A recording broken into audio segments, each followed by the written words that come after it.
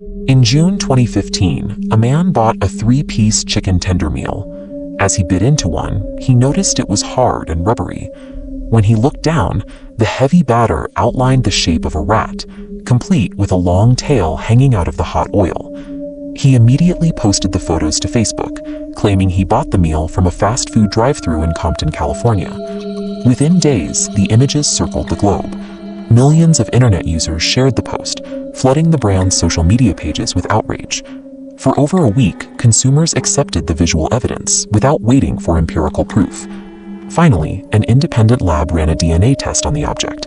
It was chicken. The supposed tail was a strip of loose skin that had fried in an odd shape.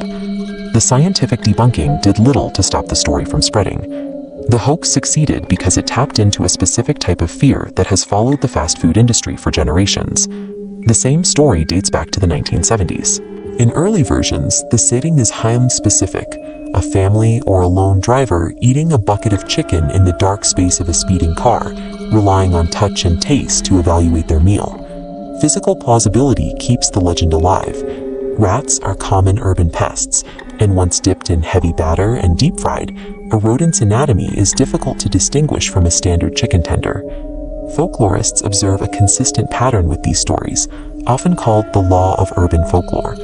Rumors of contamination typically attach themselves to the largest corporate target in a given industry. By the 1970s, Kentucky Fried Chicken was the heavyweight of the fast food poultry market. Their size made them the unavoidable protagonist for these rumors. Combine the appearance of fried batter, the setting of a dark car, and a massive corporate target, the myth exploits the exact moment we cannot visually verify what we are eating. Up through the mid-20th century, the American family dinner was a tightly controlled institution. It relied on mothers preparing fresh ingredients from scratch and serving them around a communal table. This paper outlines consumer mistrust toward corporations, introducing Grandma's Revenge. It details how dual-career households forced families to abdicate nutritional welfare to anonymous entities. Those who betray the family dinner pay a psychological penalty for relying on mass-produced convenience. This page of the study reveals how class bias fuels the narrative. The consumer's anxiety is projected downward, blaming the contamination on poorly trained, low-paid employees who are assumed to be careless. The fried rat survives as a manifestation of our own class anxieties and the guilt that comes from relying on convenience. During the 1970s, this story spread through high school classrooms, neighborhood gossip, and office break rooms. By 2015, the same tale circled the globe in hours. Social media platforms accelerate the psychology already hardwired into our culture.